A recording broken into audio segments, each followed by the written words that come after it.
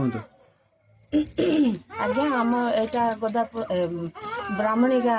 police station अच्छी medical PHC new आठी staff रही भी असुविधा स्टाफ भी कम मात्र गोटे नर्स आ डॉक्टर 2 जन आ स्टाफ भी नहांती गोटे द्वितीय कथा एठी पानी प्रॉब्लम स्टाफ ऊपर भी पानी प्रॉब्लम बेसी आमे आशा माने पेशेंट धरिक आसुचु गोटे घंटाटे रेस्ट बसवा पाई मध्य रूम टे नाही पानी रो सुविधा नाही रेस्ट पाई रूम नाही कि पेशेंट को रेस्ट 48 घंटा रहबा पाई ताहा भी किछि सुविधा नाही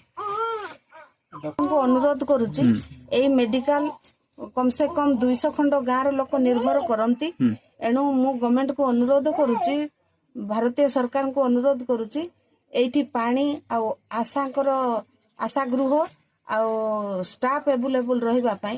काहे कि ना राति दिन डिलीवरी भी होउची एथिपाई स्टाफ टिके अवेलेबल देबे बोली सरकार को पाखरे मोर चिर निवेदन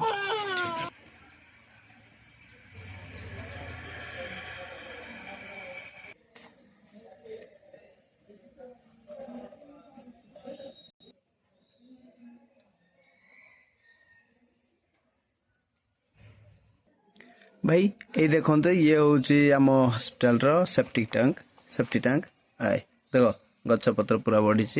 किसी काम को ना किसी लेखा को ना किसी ये ना ओके बस बस एटा सरकार देखु टे आम प्रिय मुख्यमंत्री मोहन माझी सर है ये हूँ टैंकी लैट्रिन रो ओके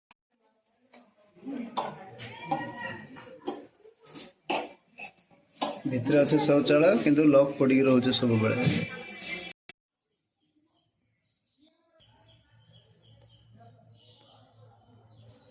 ऊपर छात नहीं